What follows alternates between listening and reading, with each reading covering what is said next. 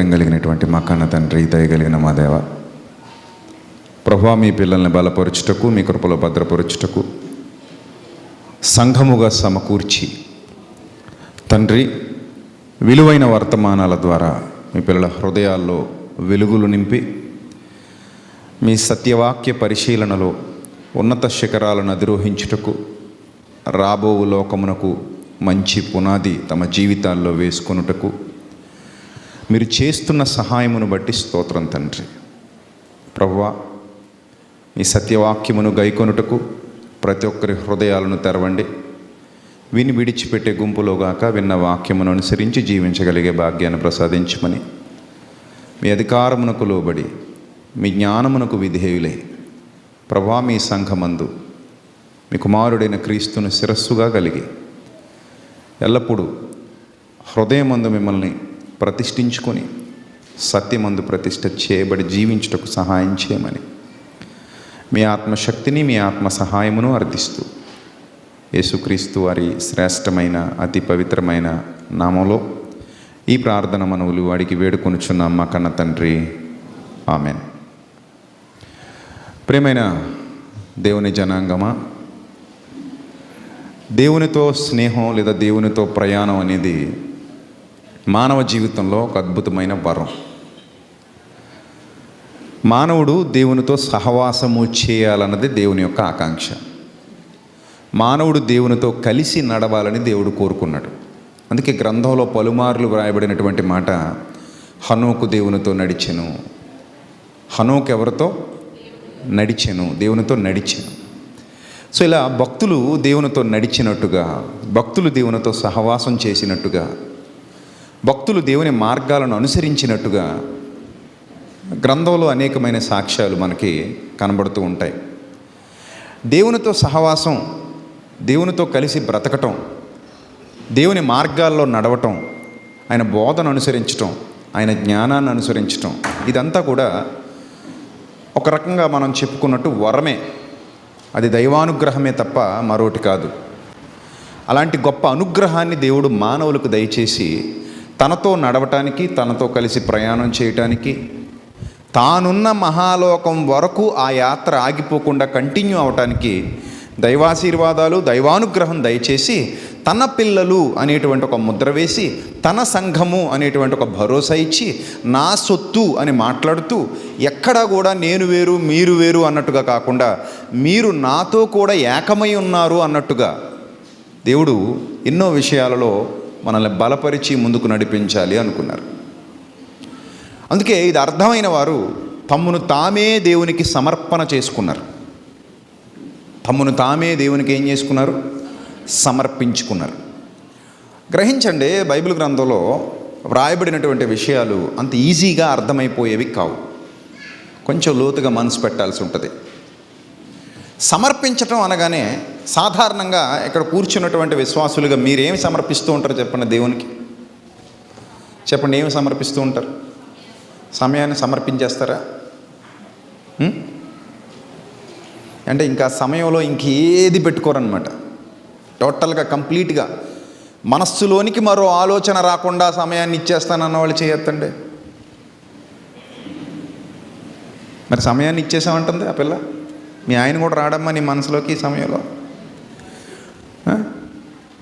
సంఘంలో ఉన్నప్పుడు సమయం ఇచ్చేస్తే, మనం సమయం ఇచ్చేసామంటే అర్థం ఏంటి చెప్పండి? మైండ్ కూడా సమయంతో లింక్ అయ్యే ఉంది కదా. మరి అంటే మైండ్లోకి కూడా ఏమి రాదా? ఇక్కడ కూర్చుంటారు, ఇంటి దగ్గర ఆలోచిస్తుంటారు. ఇక్కడ కూర్చుంటారు, ఏదో పని గురించి ఆలోచిస్తుంటారు. ఇక్కడ కూర్చుంటారు, ఎవడో ఓనర్ ఏమైనా అంటాడేమో, చేలో ఏమైపోతుందో, పొలం ఏమైపోతుందో, వ్యాపారం ఏమైపోతుందో, ఉద్యోగం ఏమైపోతుందో, ఇవన్నీ ఇక్కడ కూర్చొని ఆలోచిస్తుంటారు. అంటే మరి సమయాన్ని ఇచ్చేసినట్టేనా దేవునికి? అప్పుడు ఆ సమయాన్ని మళ్ళీ కొంచెం ముక్కలు కట్ చేసి పంచినట్ట వేరే వాళ్ళకు కూడా. మా ఆయన వచ్చాడో లేదో, మా ఆవిడ ఏం చేస్తుందో, మా పిల్లలు ఏం చేస్తున్నారో, తిన్నారో లేదో, ఉన్నారో లేదో, తాళం వేసానో లేదో, ట్యాప్ కట్టానో లేదో,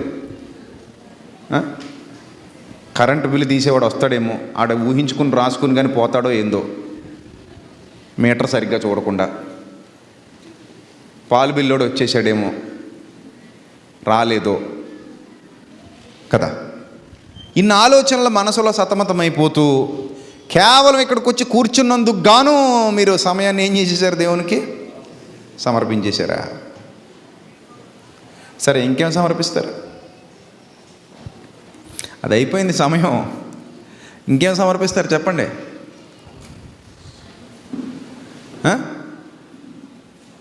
చెప్పాలి, లేకపోతే ప్రసంగం ముందుకు కదలదు. మీరు కదిలితే నేను కదులుతా. చెప్పండి, ఇంకేం సమర్పిస్తాం దేవునికి మనం? సమయం అయిపోయింది. ఇంకేంటి? ఎవరు అన్నారు? ఏదో అన్నారు. కానుకలు. ఎంత ఇస్తాం మనం కానుకలు? కానుకలు అంటే ఎంత ఇస్తాం? దేనికి ఇస్తాం? ఎవరికి ఇస్తాం? ఇక్కడ సీక్రెట్ చెప్పనా మీకు? ఎక్కువ ప్రలోభాలకు ఎవరు గురవుతారో ఆ సంఘాలలో ఎక్కువ కానుకలు ఇస్తారట. క్రిస్టియానిటీలో జరుగుతున్నటువంటి బిజినెస్లో సంఘంలో కానుక ఇవ్వాలి అని అంటే శ్రేష్టమైన కానుక దేవునికి ఇవ్వాలి, తమ ధనంలో శ్రేష్టమైన భాగాన్ని దేవుని పని కొరకు ఖర్చు చేయాలి అనే భావజాలం సాధారణంగా ఎవరికి కలుగుతుందంటే, నవేడేస్ ఎవరైతే మ్యానిపులేట్ చేస్తున్నారో అక్కడ కానుకలు ఎక్కువ ఉన్నాయి. ఎక్కడైతే మ్యానిపులేషన్ లేదో అక్కడ 10 రూపాయల కాగితాలే ఉంటాయి. పనులకు అడుక్కోవాల్సిన పరిస్థితి, పనులకు అప్పులు చేసుకోవాల్సిన పరిస్థితి, పనులకు లోన్లు పెట్టుకుని కష్టపడి కట్టుకోవాల్సినటువంటి పరిస్థితి తప్పితే మనం దేవునికి ఇచ్చేది చాలా తక్కువ. ఎక్కడ మోసం ఉందో అక్కడ దేవుడికి కానుకలు ఎక్కువ వస్తున్నాయి. ఎక్కడ మోసం లేదో అక్కడ దేవుని పని, ఎక్కడ యథార్థంగా జరుగుతుందో అక్కడ కానుకలు ఉండవు. ఇది రైట్ ఆర్ రాంగ్ మీరు చెప్పండి. ఎస్, మ్యానిపులేషన్ ఎలా అంటే, ఒక ఆవిడని నిలబెట్టాలి. ఇక్కడ ఈవిడ 1000 రూపాయలు ఇచ్చింది, బ్యాంకులోని మొత్తం తీరిపోయింది. దేవుని సన్నిధిలో 1000 రూపాయలు ఇచ్చిందట, బ్యాంకు వాళ్ళంతా లోన్ ఏం చేశారట? కొట్టేశారట. ఆ మధ్యకాలంలో పెద్దగా పాపులర్ అయింది కదా మన వీడియో ఒకటి, ఆ విజయవాడ గొడవ, అందులో అదే సాక్ష్యం. 1000 రూపాయలు ఇస్తేనట మొత్తం బ్యాంకులో లోన్ అంతా ఏం చేశారట? కొట్టేశారట. ఇక్కడ మీరు ఒక మనిషిని నిలబెట్టి అలా చెప్పించినప్పుడు మీలో ఒక రకమైన కదలిక మొదలవుతుంది. ఆ కదలిక ఏంటో తెలుసా? 1000కే లోను కొట్టేస్తే 10,000కి ఇంకేం చేస్తాడో దేవుడు. అందుకని ఇప్పుడు మనం ఏం చేద్దాం? 10,000 సమర్పిద్దాం. ఎవరికి? దేవునికి. అంటే దేవునికి ఇవ్వాలన్నా కూడా దేవుడు అనగానే మనకు ముందు గుర్తొచ్చేది 10 రూపాయలే. నేను చెప్పేది లేని వాళ్ళ గురించి కాదు సుమా. లేనివాడు 2 కాసులు ఇచ్చినా అవి దేవుని దృష్టిలో గొప్పవే. లేనివాడు దేవుని పని కోసం 10 రూపాయలు ఇచ్చినా అవి దేవుని దృష్టిలో గొప్పవే, ఉన్నతమైనవే. నేను దాని గురించి నేను తక్కువగా మాట్లాడలేదు. 10 రూపాయలు కాబట్టి నేను తక్కువగా మాట్లాడుతున్నాడు అనుకోవద్దు. నేను చెప్పేది ఏంటంటే, ఒక మనిషి ఇంటెన్షన్ చెప్తున్నాను. ఒక మనిషిని మ్యానిపులేట్ చేసినప్పుడు, ఒక మనిషిని మోసం చేసినప్పుడు, ఒక మనిషికి అబద్ధాలు చెప్పినప్పుడు, ఒక మనిషిని ప్రలోభాలకు గురి చేసినప్పుడు వాడు తన దగ్గర ఉన్న ధనాన్ని తీసిస్తున్నాడు. ఆ ధనాన్ని ఇవ్వటంలో కూడా వాడి ఉద్దేశం ఏంటంటే, నాకు ఇంకా ఏదో రాబోతుందన్న ఉద్దేశంతో చేస్తున్నాడు వాడు. కానీ నిస్వార్థంగా పేదల పరిచర్యకు, నిస్వార్థంగా దేవుని పరిచర్యకు, నిస్వార్థంగా ఆత్మల సంపాదనకు తన కష్టార్జితంలో నుండి కొంత పక్కన పెట్టి మరి, ఎందుకంటే నేను చచ్చిన తర్వాత ఏది పట్టుకెళ్ళను, నేను చచ్చిన తర్వాత ఏది తీసుకెళ్ళను, ఇదంతా ఇక్కడే వదిలిపోతాను అన్న వాస్తవం అర్థమైనది కాబట్టి, నా ఆదాయంలో లేదా నా సంపాదనలో సింహభాగం లేదా ఉత్తమమైన భాగం, ఉన్నతమైన శ్రేష్టమైన భాగం తండ్రి పని కొరకు ఖర్చు కావాలి అని ఆలోచించేవాళ్ళు, అలా కానుక సమర్పించేవాళ్ళు సమాజంలో ఎంతమంది ఉంటారు? చాలా తక్కువ మంది ఉంటారు.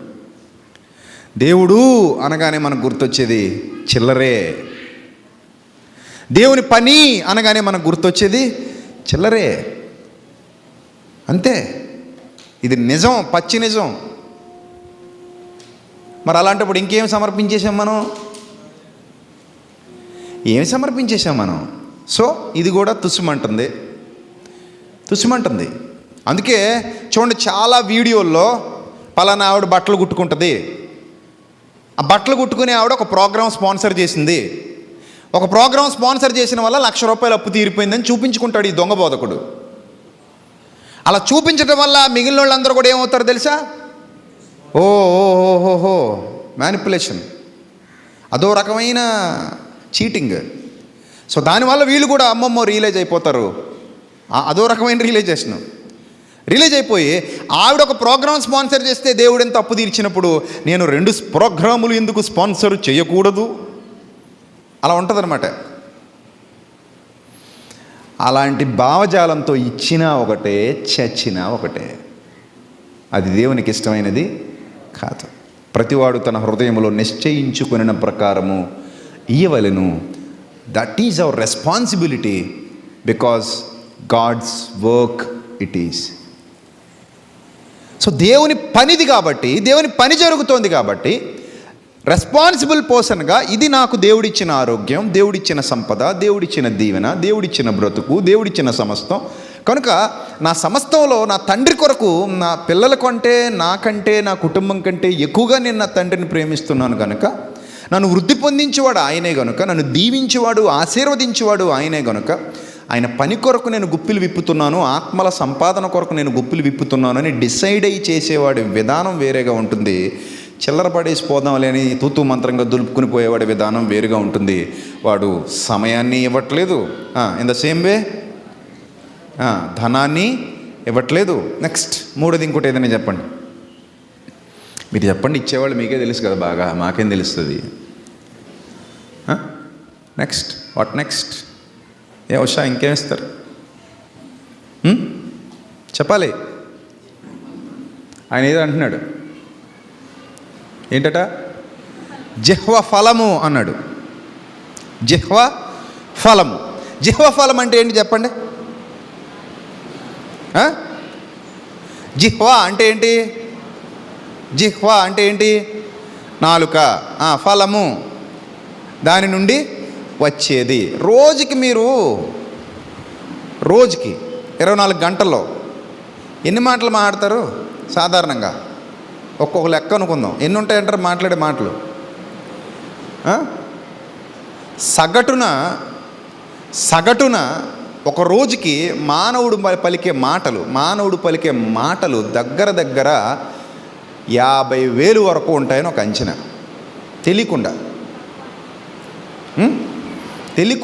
ఒక 50,000 మాటలు మనిషి నోట్లోంచి మాటలు జాలువారిపోతాయి అన్నమాట. టకటకటకటకట.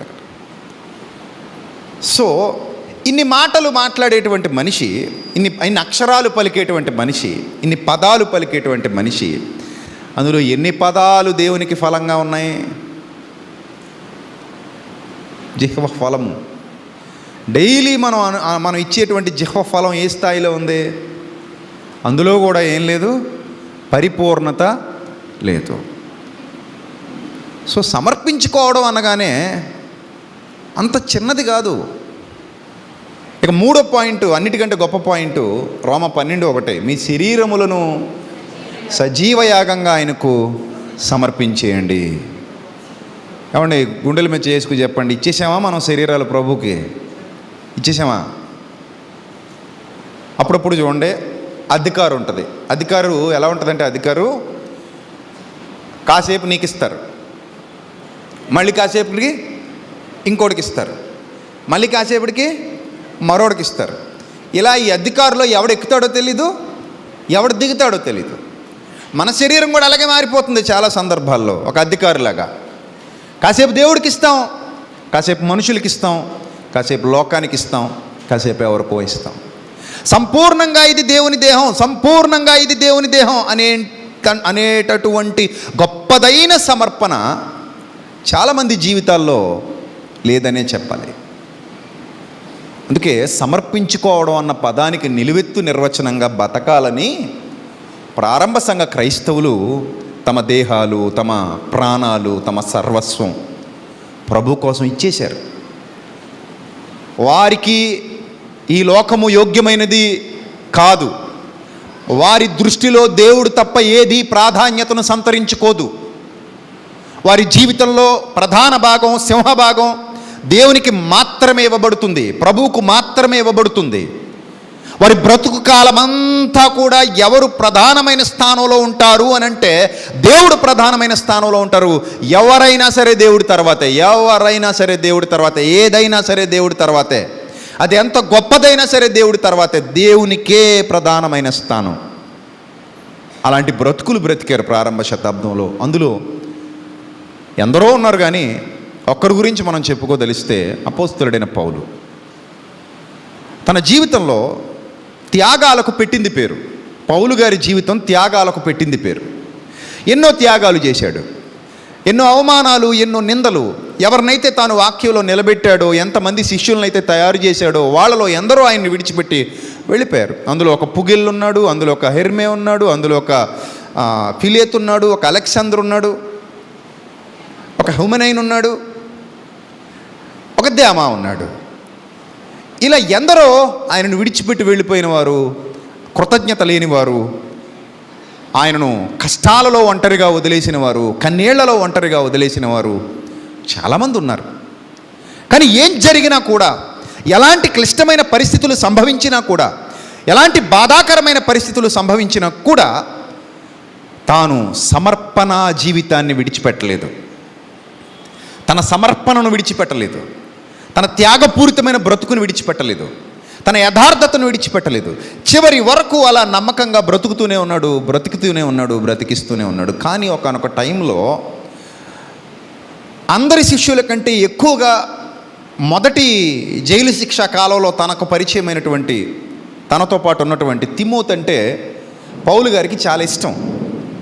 నా ప్రియకుమారుడు అంటాడు, నా మనసెరిగినవాడు, నాకు లోబడి పనిచేస్తున్నవాడు, కృతజ్ఞత కలిగినవాడు, విధేయుడు, నమ్మకస్తుడు, యథార్థవంతుడు, పరిచర్యలో నాకున్న లోటు తీర్చటానికి దేవుడు నాకు అప్పగించిన నా ప్రియ శిష్యుడు, నా ప్రియ కుమారుడు అని పలుమార్లు ఎవరి గురించి అయితే పౌలు గారు ప్రస్తావించారో ఆ ప్రియ శిష్యుడు తిమోతి ఎఫెసులో ఉన్నటువంటి టైంలో రోమ్ నగరంలో పౌలు మరలా అరెస్ట్ చేయబడ్డాడు.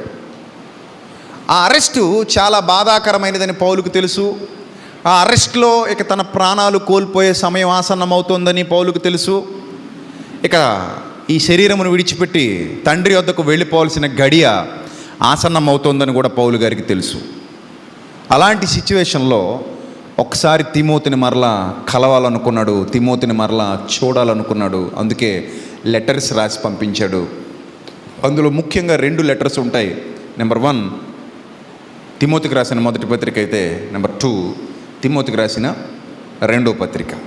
మీరు అబ్జర్వ్ చేశారో లేదో, 2 పత్రికల్లో కూడా ఒకవేళ చూస్తే చూస్తాను, చూడకపోతే ఏంటి పరిస్థితి, కలిస్తే నా కుమారుణ్ణి కలుస్తాను, కలవకపోతే ఏంటి పరిస్థితి, దాని గురించి ఎక్కువ ఆలోచించాడు.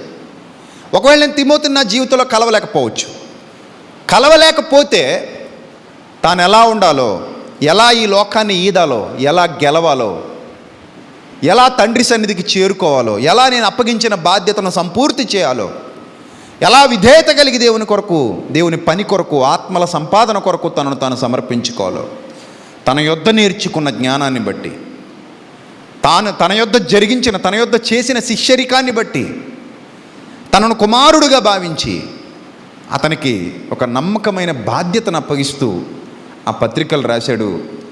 ఆ పత్రికల్లో అతని ఆవేదన కనబడుతుంది, ఆ పత్రికల్లో ఆయన బాధ్యత కనబడుతుంది, ఆ పత్రికల్లో పౌలు గారికి ఉన్నటువంటి ప్రేమ కనబడుతుంది. ఎందుకంటే నీరో చక్రవర్తి ఓచకోత కోస్తున్నటువంటి కాలం అది. మొదటి శతాబ్దంలో చాలా భయంకరమైన శ్రమలు క్రైస్తవ సంఘానికి సంభవించాయి. వాటి గురించి యేసుక్రీస్తు ప్రభువారు కూడా మాట్లాడతారు. ఆ దినము చాలా భయంకరంగా ఉండబోతుంది, ఆ శ్రమలు చాలా భయంకరంగా ఉండబోతున్నాయని మత్తయి సువార్త 24వ అధ్యాయంలో. ఆ కాలం, ఆ భయంకరమైన శ్రమ కాలం, ఆ భయంకరమైన శోధన కాలం. యోదయలో ఉండివాడు కొండలకు పారిపోవాలి, మిద్దె మీద నుండివాడు తన సామాగ్రి కోసం ఇంకా కిందకి దిగడానికి కానీ ఎక్కడానికి కానీ వీలు లేనటువంటి పరిస్థితి. ఆ శోధన విశ్రాంతి దినమైనందునను చలికాలమందైనను సంభవించకూడదని ప్రార్థించుకోండి అన్నాడు. అంత భయంకరమైన శోధన నీరో చక్రవర్తి కాలంలో సంభవించింది. ప్రారంభ శతాబ్దంలో చాలా భయంకరమైన శోధన, ఊచ కోత, రక్తం ఏరులై పారింది. క్రైస్తవ్యానికి రోమ్ ప్రభుత్వం వ్యతిరేకంగా నిలబడింది, ఎంతోమంది క్రైస్తవుల్ని చంపేసింది. అందులో పౌలు కూడా ఒకడు. ఇప్పుడు శోధన సంఘాన్ని ఆవహించిన కాలంలో, శోధన సంఘాన్ని వెంటాడుతున్న కాలంలో ప్రాణభయంతో ప్రతి ఒక్కరూ హడలెత్తిపోతూ పరుగులు తీస్తూ భయానకమైన వాతావరణంలో భయానకమైన జీవితాలు గడుపుతున్నటువంటి కాలంలో పౌలు గారు చెరసాల్లో ఉన్నారు. అక్కడి నుంచి ఎఫెసులో ఉన్నటువంటి తిమోతికి పత్రిక రాస్తున్నారు. పత్రిక రాస్తూ ఆ పత్రికలో ముఖ్యంగా ప్రస్తావించినటువంటి అంశం ఏంటంటే దేమాను గూర్చి. ఒంటరితనంతో మాట్లాడుతున్నాడు అక్కడ పౌలు. మీరు చూడండి, ఒంటరితనంతో మాట్లాడుతున్నాడు. ఏమని మాట్లాడుతున్నాడంటే తిమోతికి రాసిన 2వ పత్రిక 4వ అధ్యాయము 9వ వచనం. తిమోతికి రాసిన 2వ పత్రిక 4వ అధ్యాయము 9వ వచనం. నా యొద్దకు త్వరగా వచ్చుటకు ప్రయత్నము చేయుము. దేమ ఇహలోకమును స్నేహించి నన్ను విడిచి తెస్సలోనికకు వెళ్ళెను.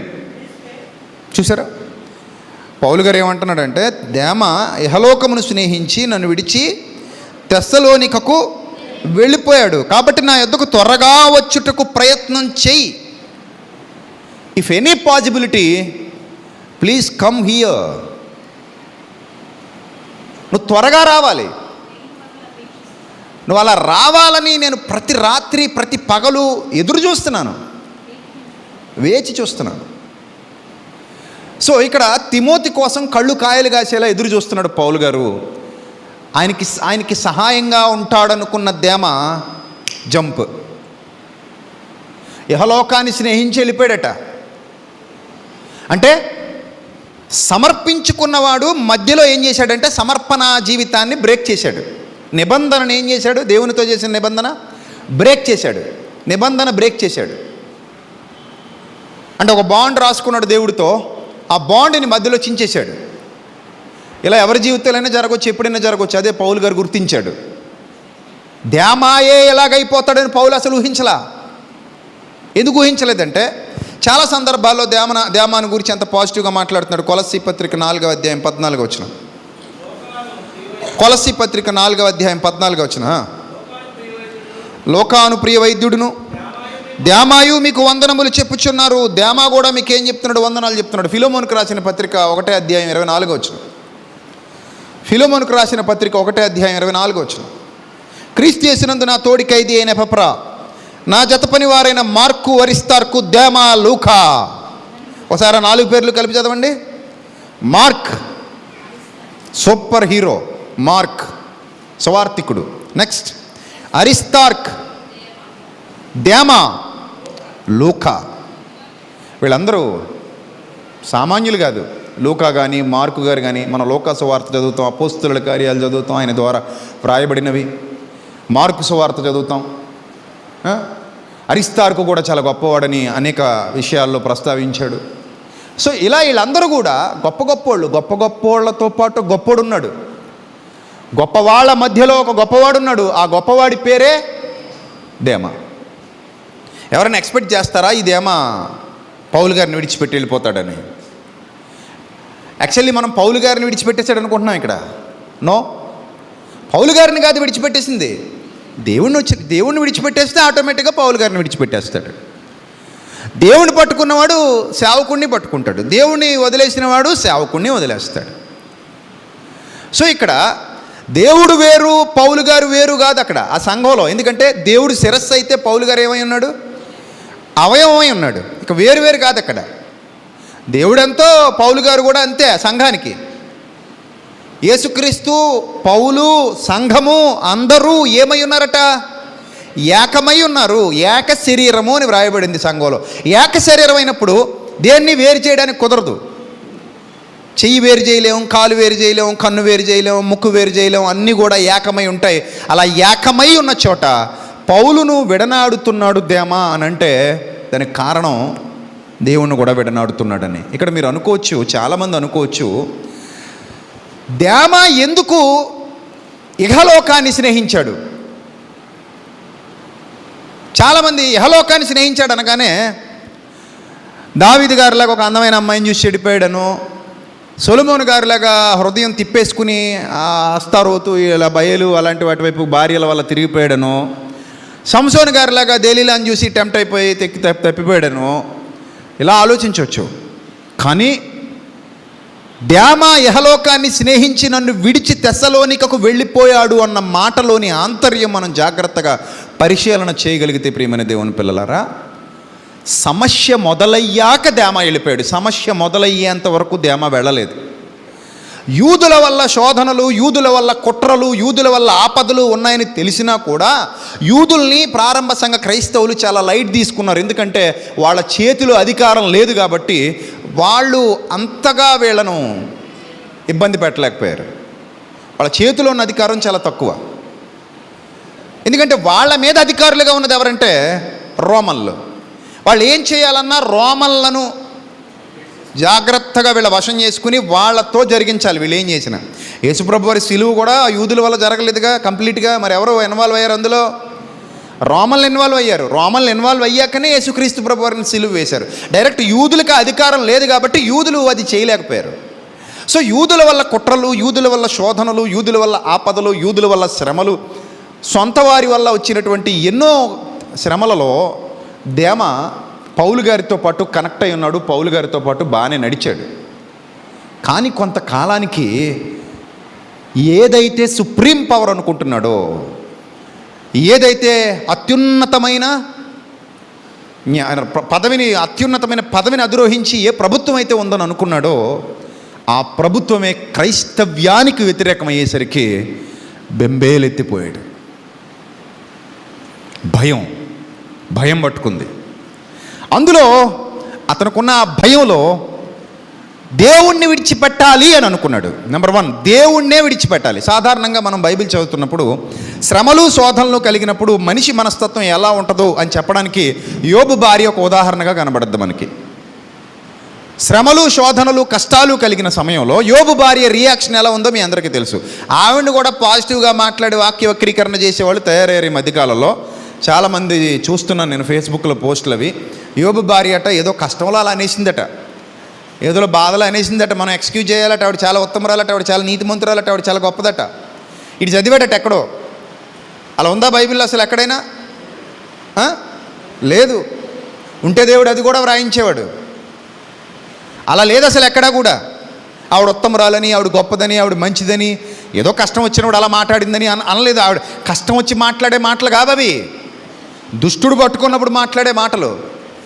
యెహోవా నామాన్ని వ్యర్థంగానే ఉచ్చరించకూడదన్నప్పుడు యెహోవానే దూషించమన్నది అందా లేదా?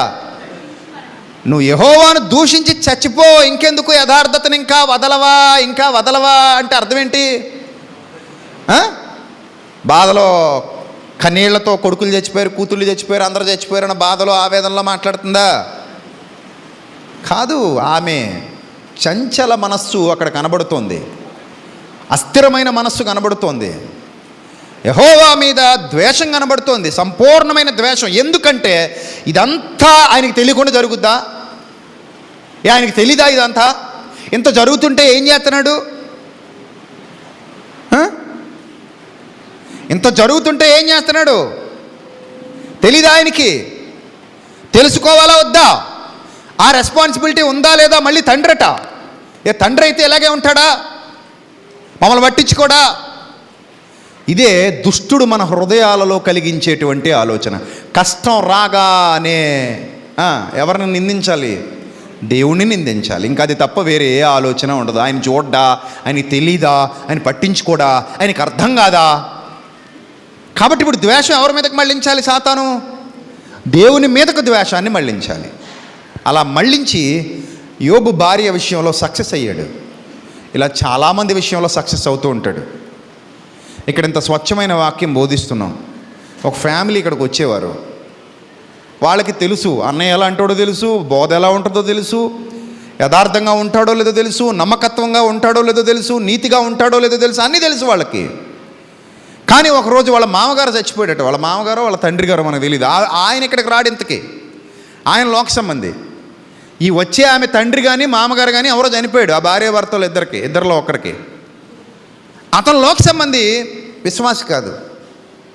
కానీనట ఆ 11 రోజుల్లో వాళ్ళు అక్కడ కూర్చున్నట మంచి మీటింగ్స్, బిజీ టైంలో ఎక్కడెక్కడో ఊర్ల మీద తిరుగుతున్నప్పుడు కుటుంబాన్ని వదిలేసి అన్నయ్య వస్తాడా రాడా అని ఎదురు చూశారట. ఎందుకు?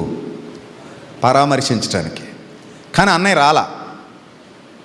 అప్పుడు దుష్టుడు వెళ్ళాడు అక్కడికి. ఎవడో పనికిమాలినాడు వాలేసి తిరుగుతుంటాడు, ఎవరు దొరుకుతారా అని. అలాంటి వాడు ఒకడు వెళ్ళాడు.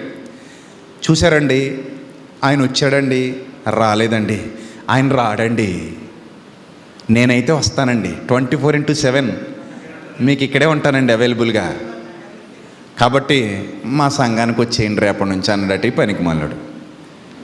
అంటే రీజన్ చూడండి.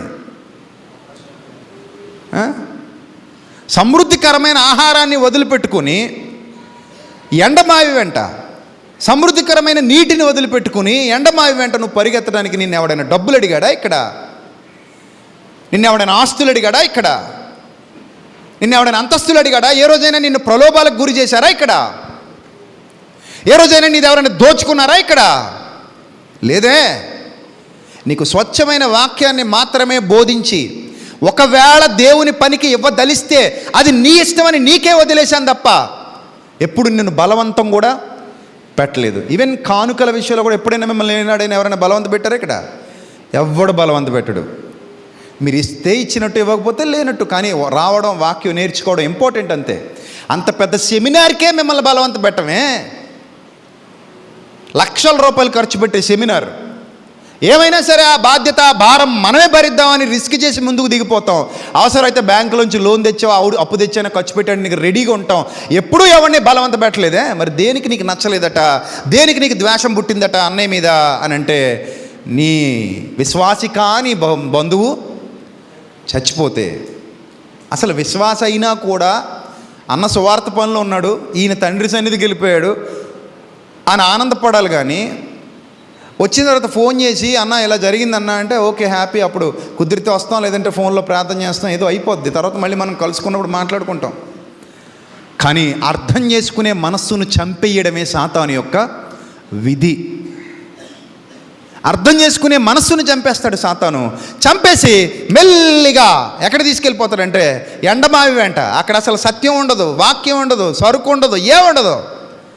గాలి గాలి గాలికి చెదరగొట్టబడి పొట్టు తీసుకెళ్ళి కూర్చోబెడతాడు. సో ఇప్పుడు దేమ పరిస్థితి ఎలా మారిపోయిందంటే, అరే ఇన్నాళ్ళు హ్యాపీ బాగానే నడిచింది, అన్నీ ఓర్చేసుకున్నాం, అన్నీ చిన్న చిన్నవి పర్లేదు, యూదులే కదా, ఆఫ్టర్ ఆల్ రోమన్లు పర్లేదు కదా, రోమన్లు బాగానే ఉన్నారు కదా అనుకునే టైంలో ఇప్పుడు సడన్గా వ్యతిరేకత ఎక్కడి నుంచి మొదలైంది? రోమ్ గవర్నమెంట్ నుంచి మొదలైంది వ్యతిరేకత. ఇప్పుడు రోమ్ గవర్నమెంట్ నుంచి వ్యతిరేకత మొదలవగానే ఒక సగటు విశ్వాస ఆలోచన విధానం ఎలా మారిపోయిందంటే, విశ్వాసంలో బలం పొందుకోలేదు, సమర్పణ జీవితం లేదు, దేవునికి ఏమి ఇచ్చే హృదయం లేదు. అక్కడ శరీరాన్ని ఇవ్వడు, కాలాన్ని ఇవ్వడు, ఇంకా కాలాన్ని శరీరాన్ని ఇవ్వనివాడు ఇంకా కానుక ధనం ఏమిస్తాడు దేవుని పని కోసం? ఏమివ్వడు వాడు ఇంకా ప్రాణం ఏమిస్తాడు ప్రభు కోసం? ఏమివ్వడు. వాడు చంచలమైన మనస్సు కలిగిన వాడు. ప్రారంభంలో మాత్రం మంచి మంచి ప్రమాణాలు చేశాడు, నా మట్టుకైతే బతుకుటికిస్తూ చచ్చిపోతే లాభము అని మంచి బలమైన మాటలు మాట్లాడేసి, అలాంటి వాక్యాలు కూడా వినేసి, అవసరమైతే ప్రభు కోసం చచ్చిపోతానని గాలి మాటలు చెప్పేసి ఇప్పుడు ఏమైపోయాడంటే సడన్గా శోధన వచ్చేసింది.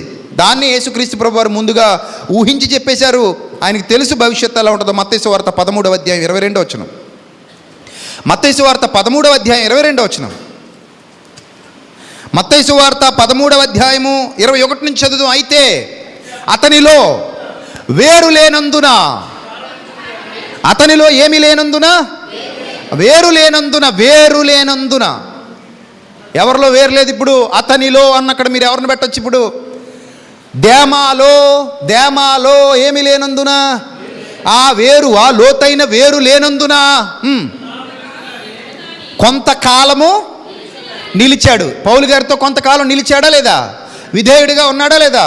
గురువుగారు, అమ్మో మా తండ్రి, ఆత్మీయ తండ్రి, మా గురువుగారు మాకు వాక్యాన్ని బోధించాడు, మాకు నేర్పించాడు, మంచి విధేయుడిగా ఉన్నాడు.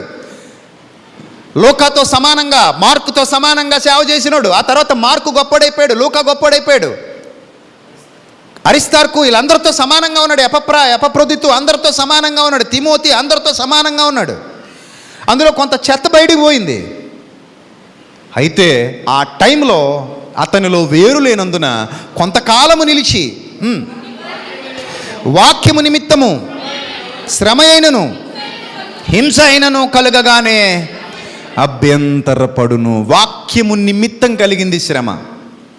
వాక్యం నిమిత్తం కలిగింది హింస. కలుగుతుంది, ఎప్పుడైనా కలగొచ్చది, ఎప్పుడైనా కలగొచ్చు. ఎనీ టైం నీకు కలగొచ్చది.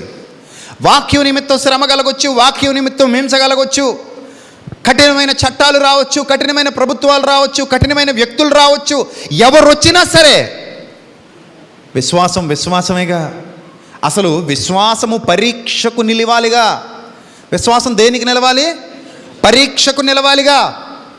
ఇక్కడ దేమా విశ్వాసం పరీక్షకు నిలబడింది. యాన్యువల్ ఎగ్జామ్స్ రాస్తున్నారు. ఎవరెవరు? పౌలు గారు రాస్తున్నారు యాన్యువల్ ఎగ్జామ్స్, దేమా కూడా రాస్తున్నాడు ఫైనల్ ఎగ్జామ్స్. ఈ ఫైనల్ ఎగ్జామ్స్ రాసే టైంలో ఫెయిల్యూర్ క్యాండిడేట్గా దేమా నిలబడిపోయాడు. సమస్య వచ్చిన వెంటనే ఏం చేశాడట? అభ్యంతరపడ్డాడట, వెళ్ళిపోయాడు. శ్రమ హింస కలగగానే పౌలు గారిని విడిచిపెట్టాడు. ఈ శ్రమ హింస కలిగినప్పుడు ఈ బలహీన విశ్వాసి ఆలోచన విధానం ఎలా ఉంటుందో తెలుసా? దేవుడు ఏం చేస్తున్నాడు ఇంతమందిని కొడుతుంటే? దేవుడు ఏం చేస్తున్నాడు ఇంతమందిని చంపేస్తుంటే?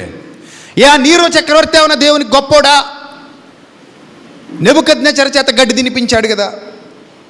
షడ్రక్ మెషక్ అబేద్నెగోలు అనే వారిని అగ్నిగుండంలో నుండి విడిపించాడు కదా. ఇవన్నీ ధర్మశాస్త్రంలో చదివాం కదా. కళ్ళతో చూడలేదు కానీ ప్రవక్తలు చెప్పారు. ఏమో ఎవరికి తెలుసు అది నిజమో అబద్ధమో, అంతే. మూర్ఖత్వం మనసులోకి వచ్చినప్పుడు మాట్లాడే మాటలు ఎలాగ ఉంటాయి? నిజమని తెలుసు మనకి, కానీ ఏమంటామో ఆ మాటలో ఏమో ఎవడో తెలుసు అంటాడు. అప్పుడప్పుడు చూడండి, మొగుడు పిల్లలు గొడవ పెట్టుకుని ఉంటారు. తెలుసు భార్య మంచిదని తెలిసి పనికి మాలినోడికి, కానీ ఏమంటాడు? ఏమో నువ్వు ఎవరితో తిరిగి వచ్చావో ఎవడో తెలుసు అంటాడు. అంటే గొడవ ఇంకా ఏమవ్వాలి? ఇప్పుడు అక్కడ పెద్దదవ్వాలి, పెంట అయిపోవాలి. ఇంకా అక్కడ నుంచి పెంట అయిపోవాలి. వీడికి తెలుసు ఏ తప్పు చేయలేదని, అన్నీ తెలిసి పనికి మాలినోడికి. కానీ ఏమంటాడంటే, ఏమో నువ్వు ఎవరితో తిరిగావో, ఏమో పెళ్ళికి ముందు నువ్వు ఎలా ఏడ్చావో ఎవడో తెలుసు, నువ్వు ఇలాంటి దానివేనేమో, నువ్వు అలాంటి దానివేనేమో, మీ అమ్మ లాంటిదేమో, మీ నాన్న లాంటివాడేమో. ఇలాంటి అక్కర్లేని పనికిమాలిన మాటలన్నీ ఎప్పుడు వస్తాయి నోట్లోంచి? మూర్ఖత్వంలో నుంచి వస్తాయి బయటికి. మూర్ఖత్వం, ఆ మూర్ఖత్వంలో నుంచి వచ్చే మాటలే ఇవన్నీ. యథార్థవంతుడు మూర్ఖపు మాటలు మాట్లాడు, మూర్ఖుడే మూర్ఖపు మాటలు మాట్లాడతాడు. అంతేనా కదా? అసలు ఆ సమయంలో ఆ మాట అవసరమా? ఆ సమయంలో ఆ విధంగా మాట్లాడాల్సిన పని ఏమైనా ఉందా? ఆ సమయానికి నువ్వు గొడవను పెంచాలనుకున్నావా, తగ్గించాలనుకున్నావా? ఆ టైంలో మూర్ఖత్వం ఏరులై పారుతున్నప్పుడు గొడవలు పెంచడానికే మాట్లాడతారు తప్ప తగ్గించడానికి ఎవడు మాట్లాడు. ఆ మూర్ఖత్వంలోనే స్త్రీలను కించపరుస్తూ, ఆ మూర్ఖత్వంలోనే స్త్రీలను అవమానపరుస్తూ, తామేదో నీతిమంతుల్లాగా బిల్డప్లు ఇస్తూ, ఇష్టం వచ్చినట్టు గడ్డి తిన్న మాటలు మాట్లాడేసి ఆ తర్వాత పళ్ళు కొరుక్కుంటారు, చెవులు కొరుక్కుంటారు. ఏం చేయాలబ్బా అని ఆ తర్వాత డొంకలు వెతుక్కుంటారు. ఇన్ ద సేమ్ వే మనిషి మూర్ఖత్వం, విశ్వాసం ఏ స్థాయిలో పడిపోద్దంటే, కష్టాలు శ్రమలు వచ్చినప్పుడు ఇంకనూ యథార్థతను వదలకయుందువా, యెహోవాను దూషించి చచ్చిపో, వదిలేయి. యథార్థతను వదిలేయి, విశ్వాసాన్ని వదిలేయి. రోమా ప్రభుత్వమే తిరుగుబాటు చేస్తోందంటే ఏమో ఎవడికి తెలిసి నిజంగా కాపాడాడో లేకపోతే ప్రవక్తలు అలా సోది రాసేసారో అనుకుని ఉంటాడు మూర్ఖుడు. సత్యం అనుకోడు. ఇంకప్పుడు ఏదో సోది మాటలు రాసేసి ఉంటారు, మనం నమ్మేస్తున్నాం అనుకుంటాడు. నిజంగానే ఇలా ఉంటే మరి అప్పుడు ఉన్న దేవుడు ఇప్పుడున్న దేవుడు ఒక్క దేవుడే కదా. ఆనాడు సహాయం చేసిన దేవుడు ఈనాడు ఎందుకు సహాయం చేయట్లేదు? నిజంగా అదే ఆలోచించాడు. కానీ యేసుక్రీస్తు ప్రభువారు ముందుగానే చెప్పారు కదా, శ్రమలు వస్తాయి నాయన అని. భయంకరమైన శ్రమలు రాబోతున్నాయి. లోకము పుట్టినది మొదలుకొని ఇంతవరకు అలాంటి శ్రమ సంభవించలేదు. చాలా భయంకరమైన శ్రమలు ప్రారంభ శతాబ్దంలో ఎదుర్కొన్నారు. అది యేసు ప్రభువు ముందే చెప్పారు. అరే నేను వెళ్ళిపోయిన తర్వాత చాలా భయంకరంగా ఉంటుంది పరిస్థితి. ఒక భయానకమైన వాతావరణం, రాతి మీద రాయి నిలిచి ఉండకుండా ఈ దేవాలయం, యెరూషలేము దేవాలయం కూలిపోయే రోజులు రాబోతున్నాయి. కూలిపోద్ది దేవాలయం. ప్రారంభ శతాబ్దంలోనే ఏమైపోయింది? అది కూలిపోయింది. దేవాలయాన్ని కూల్చేసేంతటి పరిస్థితులు సంభవించబోతున్నాయి. అందరికీ శ్రమ వస్తుంది, అందరికీ శోధన వస్తుంది, అందరికీ భయంకరమైన పరిస్థితి వస్తుందని ఆనాడే చెప్పాడు. అది నెరవేరింది. అప్పుడు అది నెరవేరింది. ఆ శ్రమల కాలంలోనే, ఆ శోధన కాలంలోనే దేవుని మీద ద్వేషాన్ని పెంచుకున్నాడు, ప్రేమను చంపుకున్నాడు. యోబు భార్య మాదిరి. ఇదిగో మత్తయి సువార్త 13:21 చెప్పినట్టుగా అభ్యంతరపడ్డాడు. శ్రమ కలిగినందున, హింస కలిగినందున ఏమయ్యాడు? అభ్యంతరం. మన జీవితాల్లో కూడా శ్రమలు వస్తుంటాయి, హింసలు వస్తుంటాయి. ఆ టైంలోనే ఒక్కొక్కరి జీవితంలో ఏమొచ్చేస్తుంటాయంటే అభ్యంతరాలు వచ్చేస్తుంటాయి. ఎవడొక్కడి మీద డిపెండ్ అయిపోతారు. ఇంతకీ కోపం ఎందుకంటే చూడడానికి రాలేదని కూడా కోపం, సహాయం చేయలేదంటే అది వేరే విషయం. ఇప్పుడు చూడడానికి వస్తే నీకేమైనా మిగిలిపోద్దా? సర్దుకుపోతే ఏమీ లేదు అందులో. ఇప్పుడు నేను నిన్ను చూడడానికి రాలేదయ్యా, నేను చూడడానికి వస్తే నీకేమైనా అద్భుతం జరిగిపోద్దా అక్కడ? ఏదో నీ మనసుకు సంతృప్తి అంతే. ఈ బంధువులు కూడా ఇలాగే కొట్టు చేస్తుంటారు చూడండి. నేను ఆపరేషన్ చేయించుకున్నప్పుడు యాపిల్ కాయలు తెచ్చేవా అంటది. అంటే నువ్వు ఆపరేషన్ చేయించుకున్నప్పుడు యాపిల్ కాయలు ఆవిడ లేకపోతే నువ్వు కొనుక్కుని చావలేవా? ఎందుకు ఇంత దౌర్భాగ్యపు ఆధారపడే మనస్తత్వం? ఎప్పుడు ముష్టోడు మాదిరిగా, ముష్టోడు చూడండి చెప్పట్టుకుని ఎప్పుడు అడుక్కుంటా ఉంటాడు. ఇలాగే మనం కూడా ప్రేమ అడుక్కుని, ఆప్యాయత అనుక్కుని, గౌరవాన్ని అడుక్కుని, ఎంతకాలం ఈ దౌర్భాగ్యపు అడుక్కునే బతుకు? మీకు తెలియకుండానే నువ్వు అడుక్కుంటున్నావు. కావాలంటే మనసులో పరీక్షించుకో. ఒకడు ఫేస్బుక్లో ఏదో పెడతాడు, ఎంతమంది లైకులు కొట్టారా అని చూసుకుంటా ఉంటాడు. ఇప్పుడు అంటే లైకులు కూడా అడుక్కోవడమే కదా, కామెంట్లు కూడా అడుక్కోవడమే కదా. నీ అడుక్కు తినే బతుకు తగలయ్యా. ఎంతకాలం ఈ అడుక్కుంటా ఉంటున్నాను? ప్రేమ అడుక్కుంటావా?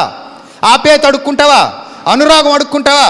వాళ్ళు ఎదుటివాడి ఇంటెన్షన్ అడుక్కుంటావా? ఎదుటివాడి సింపతిని అడుక్కుంటావా? ఇంకా అడుక్కుంటూనే బతుకుతావు ఇలాగ జీవితం అంతా.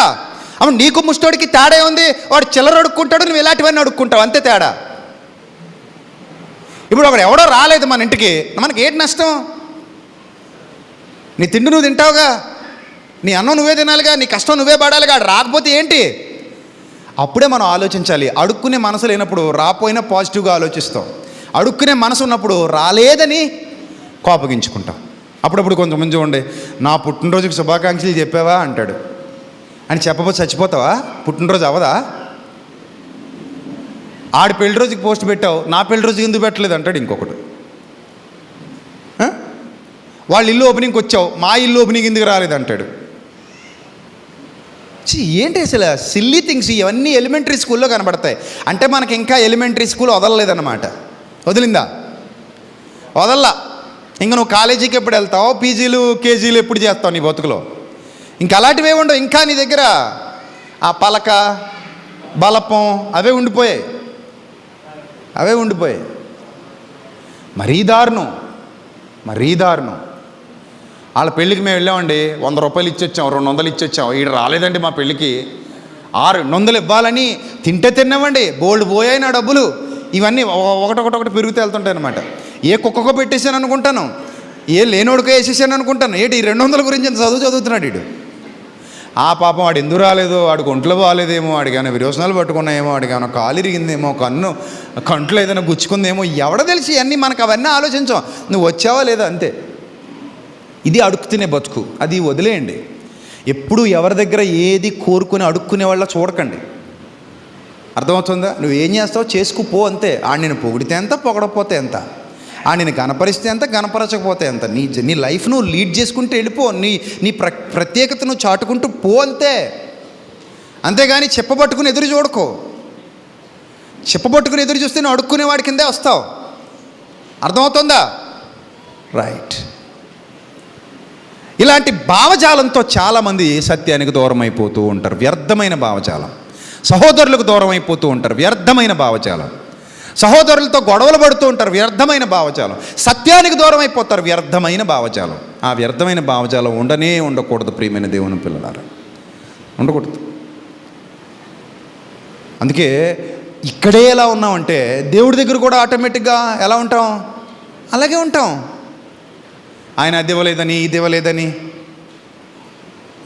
ఆయన ఇలా పట్టించుకోలేదని, అలా పట్టించుకోలేదని, అప్పుడు రెస్పాండ్ అవ్వలేదని, ఇప్పుడు రెస్పాండ్ అవ్వలేదని, దేవుడు ఏంటండి అంత ప్రార్థించినా వినట్లేదు, దేవుడు ఏంటండి ఇంత జరుగుతున్నా చూడట్లేదు, దేవుడు ఏంటండి ఇంత జరుగుతున్నా మాట్లాడలేదంటే ఎగ్జామ్ హాల్లో కుమారుణ్ణే పట్టించుకోలేదు తండ్రి.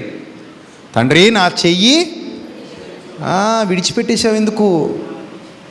నా తండ్రి నా చెయ్యి వదిలేసావేంటి తండ్రి? నా చెయ్యి ఎందుకు వదిలేసావని ప్రభు బాధపడ్డ సందర్భాలు మనకు తెలుసు. ఆ టైంలో కుమారుడి చేతినే తండ్రి ఏం చేశారు? వదిలేశారు అంతే. ఎగ్జామ్ టైంలో అంతే. ఇంట్లో చూడండి, అమ్మ జాగ్రత్తగా దగ్గర కూర్చోబెట్టుకుని అన్నీ రాస్తుంది. అమ్మ జాగ్రత్తగా దగ్గర కూర్చోబెట్టుకుని అన్నీ సెట్ చేస్తుంది. నాన్న అన్నీ దగ్గర కూర్చోబెట్టుకుని చూస్తాడు. కానీ ఎగ్జామ్ టైంలో హాల్లో మా నాన్న నా పక్కనే ఉండాలి, కుదరదు అంటే కుదురుతుందా? ఉన్నిస్తాడా? మా అమ్మ నా పక్కనే ఉండాలంటే కుదురుతుందా? అప్పుడప్పుడు చూడండి, ఆపరేషన్కి వెళ్తుంటారు ఆడవాళ్ళు, పిరుకోళ్ళు, మంచం ఎక్కుతారు, బాగా ఎక్కుతారు, తోసుకెళ్తుంటారు స్ట్రెచ్చర్ మీద. సగం దూరం వెళ్ళిన తర్వాత అవతలోడు చెయ్యి పట్టుకునే ఉంటారు, వదలరాడు చెయ్యి. ఎక్కడి వరకు పట్టుకుంటావు చెయ్యి? ఆపరేషన్ రూమ్ వరకు పట్టుకుంటావు. ఆడికి వచ్చిన తర్వాత డాక్టర్ ఏమంటాడు? నువ్వు వెళ్ళవా, బయటికి వెళ్ళు, నీకు ఒక్కడికే పిల్లం ఉన్నట్టు చాలా ఇడ్డూరం చేస్తున్నావు అంటాడు. సిగ్గేసి పోతాడు అంతే బయటికి. ఇంకా మరి అలాగ అనపోతే వీడికి కదలడు, అలా అనపోతే వీడు వదలదు. అమ్మా నువ్వు ఒక్కడే కనట్లేదమ్మా బిడ్డని, ప్రపంచంలో చాలామందిగా అన్నారు, బద అంటాడు ఇంకోళ్ళు మండి.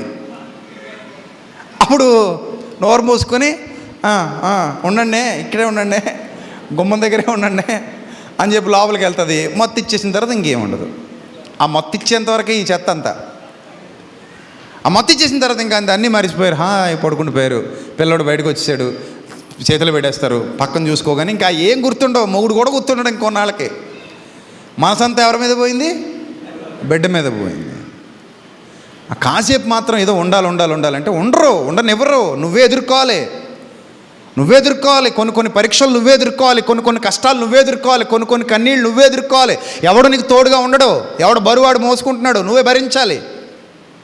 ఎవడు ఈతాలి, ఎవడి శ్రమ నాడు తట్టుకోవాలి. పౌలు శ్రమ పౌలుదే, దేమా శ్రమ దేమాదే, తిమోతి శ్రమ తిమోతిదే. ఎవరి శ్రమ వాళ్ళదే, మీ శ్రమ మీదే, నా శ్రమ నాదే. కుదిరితే ఎవడో ఏదో వేడి నీళ్ళకి చన్నీళ్ళు సాయం అన్నట్టు చేస్తాడు. అది కూడా కొంతవరకే. పరిపూర్ణంగా నీ బాధ నేను ఎలా తీసుకోగలను, నా బాధ నువ్వెలా తీసుకోగలవు, నా ప్రసవ వేదన నువ్వు తీసుకో బాబు అంటే పక్కోడు మన బాధను భరించలేడు. నీ కాళ్ళలో ముళ్ళు గుచ్చుకున్నప్పుడు పక్కోడి కంట్లోంచి నీళ్ళు రావాలంటే కష్టం. నీ కాళ్ళలో ముళ్ళు గుచ్చుకుంటే నీ కంట్లోంచే నీళ్ళు వస్తాయి. నువ్వు తుడుచుకొని ఒబ్బడిగా ముళ్ళు తీసుకో అంతేగాని నా కాళ్ళలో ముళ్ళు గుచ్చుకుంది నువ్వు ఏడవలేదే అని అనుకో. ఆడెందుకు ఏడుస్తాడు? నీకు బుద్ధి లేకపోతే. వాడు ఏడవడు. ఆ ఏడుపేదో నువ్వేడు, ఆ శ్రమ ఏదో నువ్వే భరించు, ఆ కష్టం ఏదో నువ్వే భరించు, ఆ కన్నీళ్ళు ఏదో నువ్వే భరించు. ఓర్చుకో, నిలబడు, ధీరత్వంతో నిలబడు, ధైర్యంతో. ఆ సమయంలో చేసిన సమర్పణ మర్చిపోయారు ఈరోజు చాలామంది. అప్పుడు అనిపించిందట, ఇక దేవునిలో ఉండటం కంటే లోకంలో ఉండడమే ది బెస్ట్. దేవుని కొరకు బ్రతకడం కంటే లోకానికి లొంగిపోవడమే ది బెస్ట్. ఇక్కడ చచ్చే కంటే హాయిగా సుఖాలన్నీ అక్కడే అనుభవించి చచ్చిపోతే ది బెస్ట్ అని నిర్ణయం తీసుకొని పౌలును విడిచిపెట్టి ఆనాటి సుఖాలకు ఆలవాలంగా ఉన్న ఆనాటి తీర ప్రాంతమైన తెస్సలోనికకు చక్కగా వెళ్ళిపోయాడు. ఆ పట్టణానికి వెళ్ళి లోక స్నేహాన్ని మరలా ఆశ్రయించాడు.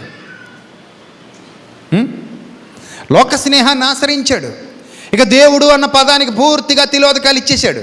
దేవుడు అన్న పదాన్ని పూర్తిగా విడిచిపెట్టేశాడు. భక్తి అన్న పదాన్ని పూర్తిగా విడిచిపెట్టేశాడు. ఎందుకంటే పౌలు కాసేపట్లో లేదా కొన్ని దినాల్లో చచ్చిపోబోతున్నాడు అన్న విషయం ఎవరికి అర్థమైపోయింది? దేమకు అర్థమైపోయింది. నేను ఇతనితో ఉంటే ఇతనితో పాటు నేను కూడా ఏమవ్వాలి? చచ్చిపోవాలి. సో ఇతనితో పాటు చచ్చిపోవడానికి నేను లేను. నాకు ఈ శోధన వద్దు, నాకు ఈ శ్రమ వద్దు, నేను తప్పిపోతాను అనుకున్నాడు. తప్పిపోవడమే ముఖ్యం అనుకున్నాడు. దేవుడి మీద ద్వేషాన్ని పెంచుకున్నాడు, ప్రేమను చంపేసుకున్నాడు, లోకంలో కలిసిపోయాడు. ఈరోజు చాలామంది క్రైస్తవుల జీవితాలు చూడండి. ప్రారంభంలో మనకి లేనివన్నీ ఇక్కడికి వచ్చాక తగిలించుకుంటున్నాం. ప్రారంభంలో కేవలం వాక్యం వినొచ్చావు. నాకు పొగడ్తలు కావాలనో, నాకు పేరు కావాలనో, నాకు ఘనత కావాలనో, నన్ను అందరూ చూడడానికి రావాలనో, ముందుగా ఏమైనా బాండ్ రాసుకుని వచ్చావా ఇక్కడికి? చెప్పు, ఏమైనా బాండ్ ఉందా మీ దగ్గర? ఏమైనా నన్ను పరామర్శించాలి, నాకు జోలపాడాలి, నాకు ముద్దలు తినిపించాలి, నన్ను పొగడాలి, నన్ను కీర్తించాలి, నాకు కుర్చీ వేయాలి, నాకు కాళ్ళు పట్టాలి అని ఏమైనా బాండ్ రాసుకుని వచ్చావా సంఘానికి నువ్వు? చెప్పండి. లేదే. మరి ఎలా వచ్చావు? ప్రభువా పాపినైన నన్ను కరుణించని వచ్చావు. పాపినైన నన్ను కరుణించని వచ్చి ఇప్పుడు చెత్తంతా మీదేసి తిరుగుతున్నావే. పెళ్లి రోజు పెళ్లి కూతురు చూడండి బరువు అయిపోద్ది, అలంకారాలు ఎక్కువైపోయి. అలాగా ఇక్కడికేమో ఖాళీగా వచ్చాం. ఇక్కడికి వచ్చాక అక్కలేని బరువు అంతా ఏం చేసుకున్నాం? మీదేసుకున్నాం. నా పేరు చెప్పలేదంటే ఒకడు అంటాడు, నన్ను పొగడలేదని మరొకడు అంటాడు, నన్ను ఎలా చేయలేదని ఇంకోటి అంటాడు, నన్ను అలా చేయలేదని ఇంకోటి అంటాడు, నన్ను ప్యాంపర్ చేయలేదని మరొకడు అంటాడు. పోతానంటాడు.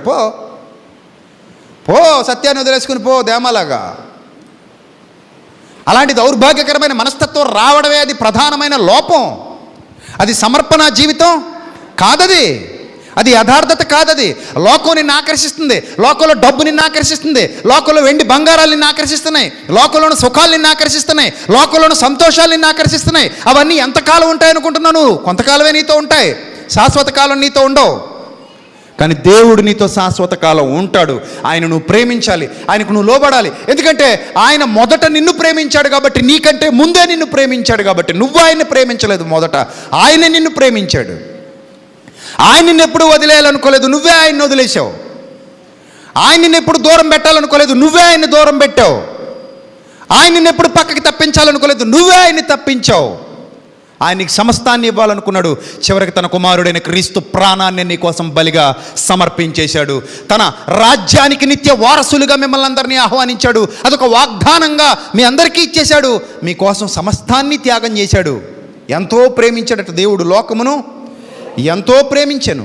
ఎంతో, అవధులు లేనంత, వర్ణించలేనంత. అంత ప్రేమిస్తే చిట్ట చివరికి పొట్టు రాలిపోయినట్టుగా ఎంతమంది రాలిపోతున్నారు చూడండి. ఇలా రాల్చేయాలన్నదే సాతాను యొక్క పన్నాగం. ఎందుకంటే ఈ లోకాధికారి వచ్చుచున్నాడు, వానితో నాకు సంబంధమేమీ లేదు. ఈ లోకము అంతయు ఎవని యందు పడి ఉన్నది? దుష్టుని యందు పడి ఉన్నది అన్నాడు యోహాను, భక్తుడైన యోహాను. వీళ్ళకి తెలుసు, దేమాకి తెలుసు. వాళ్ళు ఏ బోధ వింటున్నారో దేమా కూడా అదే బోధ విన్నాడు. వాళ్ళు ఏ జ్ఞానంతో కట్టబడ్డారో దేమా కూడా అదే జ్ఞానంతో కట్టబడ్డాడు. వాళ్ళు ఏ పరిశుద్ధాత్మ సహవాసంలో ఉన్నారో దేమా కూడా అదే పరిశుద్ధాత్మ సహవాసంలో ఉన్నాడు. వాళ్ళకి తెలియందేదో ఇతనికి తెలిసిందని కాదు, ఇతనికి తెలియందేదో వాళ్ళకి తెలిసిందని కాదు. వాళ్ళ దగ్గర ఏదైతే ఉందో ఇతని దగ్గర కూడా అదే ఉంది. కానీ విశ్వాసపు స్థాయి బలహీనమయ్యేసరికి, శ్రమలు కళ్ళ ముందు కనబడేసరికి, కష్టాలు చుట్టూ అలుముకునేసరికి దేవుడు కనుమరుగైపోయాడు, లోకం దగ్గర అయిపోయింది. అలా భ్రష్టు పట్టిపోయిన జీవితాలు ఈరోజు సమాజంలో ఎన్నున్నాయో ఒకసారి చెక్ చేసుకోండి ప్రియమైన దేవుని పిల్లలారా. భ్రష్టు పట్టిపోయింది అలా సమాజం ఈరోజు. భ్రష్టత్వంలో నిండిపోయింది. భ్రష్టత్వానికి ఇచ్చేసింది హృదయాన్ని. ఒకప్పటి ఆత్మీయత చచ్చిపోయింది చాలా మందిలో. ఒకప్పటి సమర్పణ జీవితం చచ్చిపోయింది చాలా మందిలో. ఒకప్పుడు రగిలే జ్వాలలా ఉండేవారు, నీడను చెరిపేసే వెలుగులా ఉండేవారు, దేవుని కోసం బ్రతికి ఒక యోధునిలా ఉండేవారు. మెల్లిమెల్లిగా బలహీనపడుతూ వచ్చారు. ఈరోజు కూడా అదే బలహీనతల్లో కాలం గడుపుతున్నారు.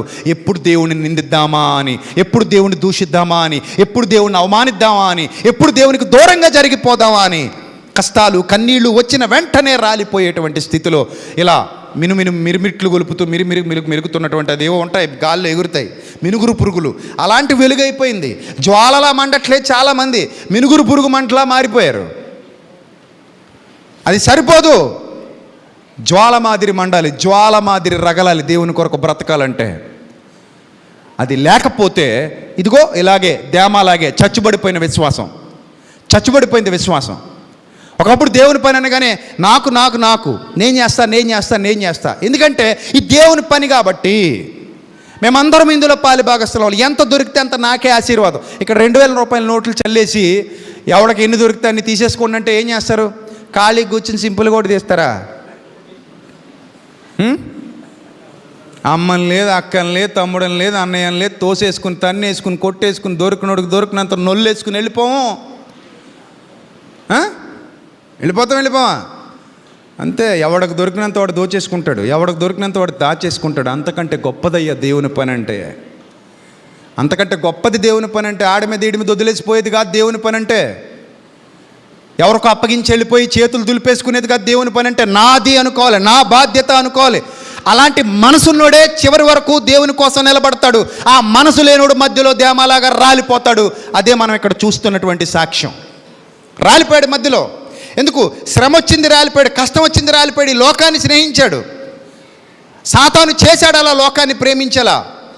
యోహాన్ గారు రాసిన మొదటి పత్రిక 2వ అధ్యాయం 15-16 వచనాలు అవే చెప్తున్నాయి. యోహాన్ గారు రాసిన మొదటి పత్రిక 2వ అధ్యాయం 15-16 వచనాలు. ఈ లోకమునైనను లోకములో ఉన్న వాటినైనను ప్రేమింపకుడి. ఈ లోకపు వస్తువులు మీకు సంతోషాన్ని సమాధానాన్ని ఇవ్వలేవు. ఈ లోకపు సంపద నీకు నిత్య జీవితాన్ని ఇవ్వలేదు. వాటిని ప్రేమింపకుడి. ఎవడైనను లోకమును ప్రేమించిన ఎడల తండ్రి ప్రేమ వానిలో ఉండదు. ఇప్పుడు దేమాలో తండ్రి ప్రేమ ఉందా తండ్రి మీద? మరేముంది తండ్రి మీద? ద్వేషం. ఎందుకో తెలుసా? తండ్రి ప్రేమ లేదు అంటే సాతాను మీద ప్రేమ వచ్చిందని అర్థం. సాతాను మీద ప్రేమ వచ్చిందంటే తండ్రి మీద ఆల్రెడీ మిగిలేది ఏంటి? ఇంకా ద్వేషం. అంతే. తండ్రి ప్రేమ వానిలో ఉండదు. ఒక్కసారి తండ్రి ప్రేమ మనలో నుంచి వెళ్ళిపోయిందంటే ఇక మిగిలేది ద్వేషమే. దేవుణ్ణి ద్వేషించడమే మిగిలింది. అంతే కదా. అతని మీద నాకు ఇదివరకు అట్లా ప్రేమ లేదండి అన్నాడు అనుకో ఎవడైనా, మరి ఇప్పుడు ఏమన్నట్టు? ప్రేమ లేకపోతే ఆబ్వియస్లీ ద్వేషమే ఉంటుంది. ప్రేమ ఉంటే ప్రేమ ఉంది, ప్రేమ లేకపోతే మిగిలిందేంటి? ద్వేషమే. ద్వేషమే. సో ఆ లోకమునైనను లోకములో ఉన్న వాటినైనను ప్రేమించకండి. ఒకవేళ అలా ప్రేమిస్తే తండ్రి ప్రేమ వానిలో ఉండదు. దేమా ఇహలోకాన్ని స్నేహించాడు, ప్రేమించాడు, పోయాడు.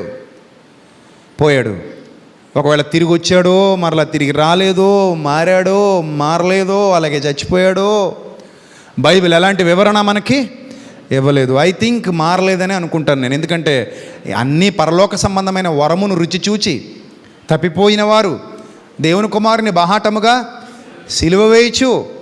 ఎందుకు పనికిరాని భూమి, తొలకరి వర్షం కడవరి వర్షం కురిసిన తర్వాత గచ్చపొదలు ముళ్ళ తొప్పలు మొలిస్తే అది తొదకది ఏమైపోద్ది అంటాడు? కాల్చివేయబడ్డానికి తప్ప ఎందుకు పనికిరాదు అన్నాడు. వ్యవసాయం చేయడానికి పనికిరాదు అన్నాడు. అలాగైపోయి ఉంటాడని నేను అనుకుంటాను. దేమా. కాబట్టి గుర్తుపెట్టుకోండి ప్రియమైన దేవుని పిల్లలారా, జీవితంలో ఎప్పుడు రాలిపోతామో మనకు తెలియదు, ఎప్పుడు మన విశ్వాసం ఊడిపోతుందో మనకు తెలియదు. ఇలాంటి దౌర్భాగ్యకరమైన పరిస్థితులు ఉంటాయి. గుర్తుపెట్టుకోండి, లోకంలో ఏది శాశ్వతం కాదు. లోకాన్ని చూసి మోసపోకండి. లోకాశల వెంట ఊరికే పరుగులు తీకండి. మీకున్న దానితో సంతృప్తిగా ఉండండి. మీకున్న దాన్ని అనుభవించండి. దేవుడిచ్చిన దాన్ని ఆనందించండి. దేవుడిచ్చిన దాంట్లో సంతోషంగా ఉండండి. ఆయన మిమ్మల్ని హెచ్చించగలడు, ఏం విడిచిపెట్టేయడు. ఆయన మిమ్మల్ని గొప్పగానే చేస్తాడు, ఏం మిమ్మల్ని దారి పక్కన వదిలేయడు. ఆయన సమస్తాన్ని మీకు సమృద్ధిగా అనుగ్రహించువాడు. అలాంటిది ఆయన ప్రేమలో వర్ధిల్లండి, ఆయన కాపుదల్లో ఉండండి, ఆయన జ్ఞానంలో ఉండండి, ఆయన కృపలో ఉండండి. అది చాలా ఇంపార్టెంట్. మీకు లోకం కొంతసేపే ఉంటుంది, శాశ్వతంగా ఏమి ఉండదు. లోకంలోని సంతోషం కొంతసేపే ఉంటుంది, శాశ్వత కాలం ఉండదు. లోకంలో ఉన్న ఆనందం శాశ్వత కాలం ఉండదు. దేవుని ప్రేమ శాశ్వత కాలం ఉంటుంది. కొంతకాలం కష్టం భరించి పౌలు పరదేశికి వెళ్ళిపోతే కొంతకాలం చివరిలో సుఖం అనుభవించి దేమ ఎక్కడికి పోతాడు? వేదనకి వెళ్ళిపోతాడు. అప్పుడు ఎంత ఏడ్చుంటాడో ఆలోచించండి ఒక్కసారి. ఎంత ఏడ్చుంటాడో. ఒక్క నెంబర్లో లాటరీ టికెట్ మిస్ అయిపోయినట్టు ఉంటుంది. 23 తగిలింది అనుకోండి, నీది 22 అనుకో, ఎలా ఉంటుంది నీకు? అర్రే ఒక్క నెంబరు అనిపిస్తుంది కదా. ముందు 22 తీసుకుని వదిలేసి 23 తీసుకున్నాం అనుకో, ఎలా ఉంటుంది అప్పుడు? ముందు 22 తీసావు, మళ్ళీ ఎందుకో డౌట్ వచ్చింది, 22 వదిలే టికెట్ మనకు వచ్చిరాదు, 22 అని వదిలేసి 23 రేజింగ్ నెంబర్ అని 23 తీసావు. అప్పుడు 22కే తగిలింది అనుకో లాటరీ. అప్పుడు ఏమనిపిస్తుంది? అలా అనిపిస్తుంది ఇప్పుడు దేమాకి. అర్రే ఆ 23 తీసుకుని ఉంటే బాగుండేది కదా, అనవసరంగా మనసు మార్చుకున్నాను కదా, అనవసరంగా దేవుడిని అవమానించాను కదా, అనవసరంగా ద్వేషించాను కదా, అనవసరమైన నిర్ణయం తీసుకున్నాను కదా అని ఆ రోజు ఏడుస్తాడు. ఆ పరిస్థితి రాకముందే జాగ్రత్త పడండి. ఎందుకంటే అవకాశాలు మళ్ళీ రావు.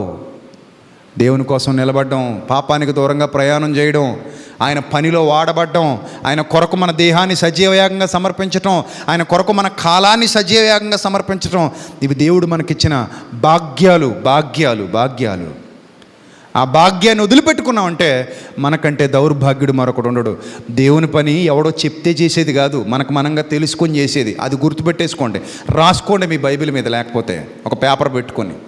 ఎవడో చెప్తే చేసేది దేవుని పని కాదు, ఎవడో పొల్లెట్టి పొడిస్తే చేసేది దేవుని పని కాదు, ఎవడో తన్నితే చేసేది కాదు, ఎవడో కొడితే చేసేది కాదు, ఎవడో తోస్తే చేసేది కాదు దేవుని పని.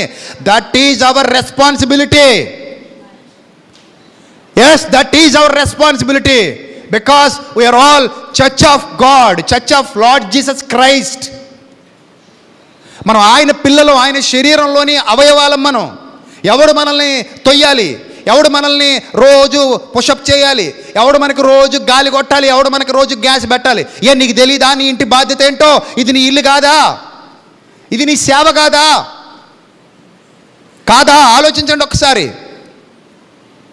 తండ్రి పని అంటే దట్ ఈజ్ అవర్ రెస్పాన్సిబిలిటీ. ఆయన కొరకు బ్రతకడం అంటే దట్ ఈజ్ అవర్ రెస్పాన్సిబిలిటీ. ఆయన ఇష్టాన్ని నెరవేర్చడం అంటే అది మనందరి బాధ్యత, అది మనందరి సమిష్టి కృషి, అది పట్టుదలతో చేయాలి. లోకాన్ని చూసి లొంగిపోయి కాసేపు ఒక అడుగట్టు, కాసేపు ఒక అడుగిట్టు, కాసేపు అలా లోకంలో తిరిగి వచ్చి కాసేపు ఇలా దేవుల్లో నటించి ఈ నటనా జీవితాలు దేవుడు ఒప్పుకోడు. గుర్తుపెట్టుకోండి, చాలా నష్టపోతారు. చెప్తున్నా, మళ్ళీ చెప్తున్నా సంగమా, నటనా జీవితాన్ని దేవుడు ఎప్పుడు ఒప్పుకోడు. నటనా జీవితానికి పరలోకం రాదు, నటనా జీవితానికి నిత్య జీవితం రాదు. ఆయన క్షమ, ఆయన కరుణ, ఆయన కనికరం నీకు లభించాలంటే సంపూర్ణంగా నిన్ను నువ్వు దేవుని కోసం అప్పగించుకో, సంపూర్ణంగా నిన్ను నువ్వు దేవుని పనిలో సమర్పించుకో, సంపూర్ణంగా నీ యందు నీ పూర్తి అధికారాన్ని దేవునికి ఇచ్చేసి ఆయనకి సంపూర్ణంగా లోబడి బ్రతకటం నేర్చుకో. కష్టం వచ్చినా, కన్నీళ్ళు వచ్చినా, శ్రమలు వచ్చినా, ఇరుకులు వచ్చినా, ఇబ్బందులు వచ్చినా, ఏదొచ్చినా సరే, ప్రాణం పోయే పరిస్థితి వచ్చినా సరే, దేవుని కొరకు నిలబడ్డానికి ఒక సంసిద్ధత నీ హృదయంలో సిద్ధం చేసుకుని ఉండు. ఆనాటి విశ్వాసం ఎలా ప్రారంభమైందో చివరి వరకు అదే విశ్వాసాన్ని నిలబెట్టుకో, కాపాడుకో. అప్పుడు గొప్ప ధన్యజీవిగా మిగిలిపోతావు దేవుని సన్నిధిలో. లేదు అనుకుంటే ఏముండదు, బాధ, ఏడుపు, దుఃఖం, పండ్లు కొరుకుట, అది తప్ప మరొకటి ఉండదు నీ ఆత్మకి. కాబట్టి మంచి నిర్ణయం తీసుకోండి, దేవుని సన్నిధిలో బలమైన సాధనాలుగా నిలబడండి. అట్టి ధన్యత దేవుడు మీకు, మీ కుటుంబాలకు సమృద్ధిగా దయచేయనుగాక. ఆమేన్. తలలు వంచండి, ప్రార్థన చేసుకుందాం.